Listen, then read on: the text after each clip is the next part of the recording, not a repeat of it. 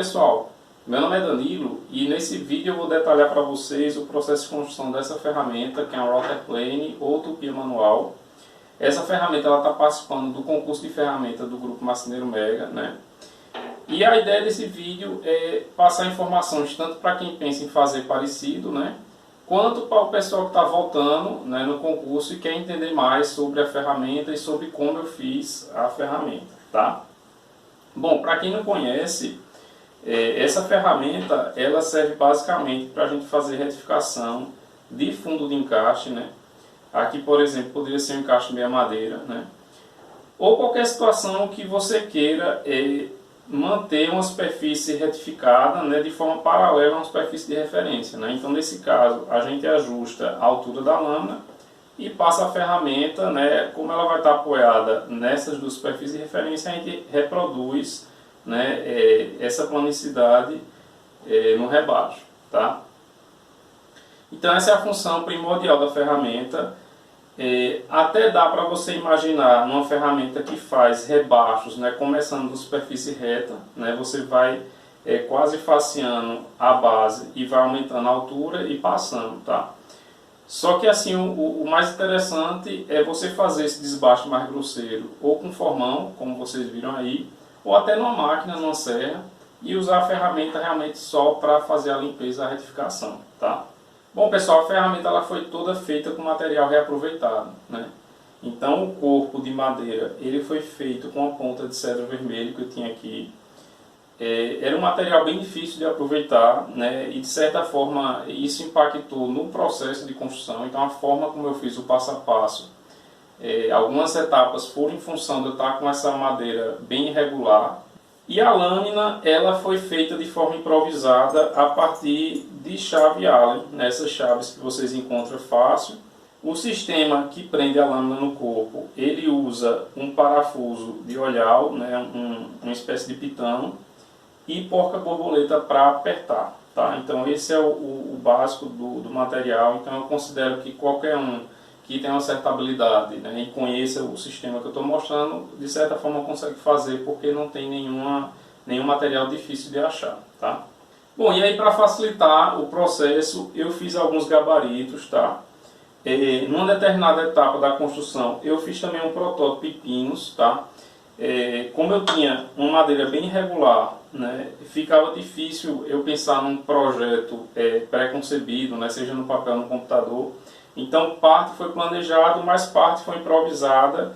A ideia é que eu fui esculpindo a madeira meio que para desaparecer com os defeitos originais da peça, né? E aí para isso eu copiei um pouco os defeitos no protótipo e depois esculpi o protótipo para ver se ia dar alguma coisa interessante, né? E aí foi daí que saiu essa frente rebaixada, né? Acho que ficou bacana. E vocês vão poder observar no vídeo que eu utilizei essa base aqui, essa plataforma, para fazer a furação na furadeira de bancada, tá? Porque eu não prendi na moça a peça, tá? Como a peça estava muito irregular e estava fragilizada em alguns pontos, se eu fosse colocar numa moça convencional e dar um aperto, eu não ia ter um apoio legal, tá? E outra questão é que o ponto de furação eu teria que meio que fazer essa transferência para a peça, né? Uma estratégia que muita gente usa é imprimir um projeto, colar na peça e fazer a furação, né? Ou eu podia desenhar na peça.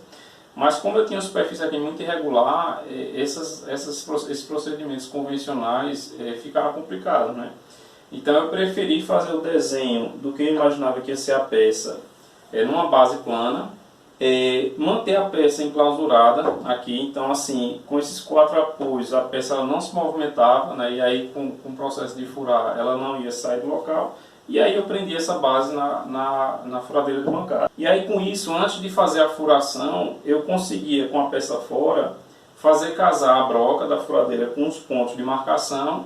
Aí depois eu posicionava a peça e furava. E aí deu certo a estratégia, né? Foi a forma mais fácil que eu encontrei.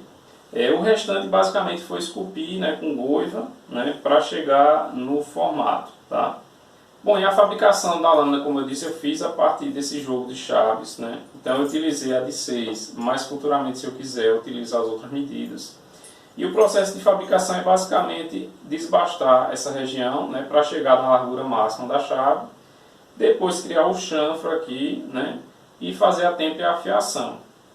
Bom, o cuidado que vocês têm que ter nesse tipo de chave é que é o seguinte: essa chave ela não foi feita para esse propósito, isso é um improviso, né?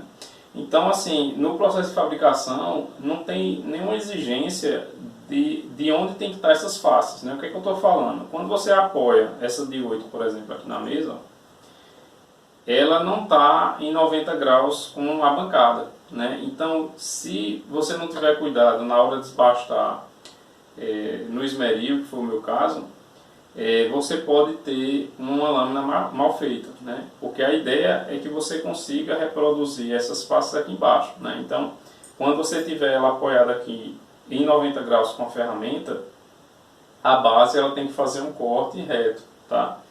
Então, para não ter problema com isso, eu produzi alguns gabaritos simples para utilizar no modo esmeril.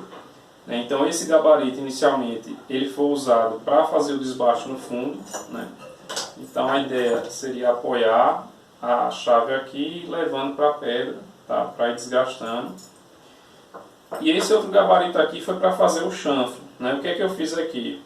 Eu colei um anteparo aqui para tirar do 90 graus, né? Porque eu fiz um ângulo mais ou menos 40 graus, acho que foi nessa faixa. E aí essa parte móvel aqui é o que permitia que eu levasse a chave para encostar na pedra, né? A frente aqui, e aí com isso eu ia criando um chanfro, tá? Então a ideia de fazer esse gabarito foi para não ficar muito à mão livre e eu ter a tendência de copiar essas falhas que tem na chave em termos de perpendicularidade, tá? Bom, a têmpera da lâmina eu fiz com parafina porque eu considero uma têmpera bem limpa, né? A gente consegue fazer para coisas pequenas sem muita sujeira, né? Então eu acho interessante. Bom, no final a gente chega numa ferramenta funcional, como vocês puderam perceber aí, produzida com material acessível, então ficou uma ferramenta de baixo custo, né? E é uma ferramenta bem bacana, eu acho que ficou bonita, tá? Então é uma ferramenta que qualquer um aí poderia pensar em fazer para colocar na oficina. Bom pessoal, vou deixar agora vocês com um passo a passo resumido, né? Eu tentei trazer a maior parte das informações, mas se ficou faltando alguma coisa eu peço que vocês coloquem nos comentários. É isso aí pessoal, obrigado por ter assistido e até a próxima.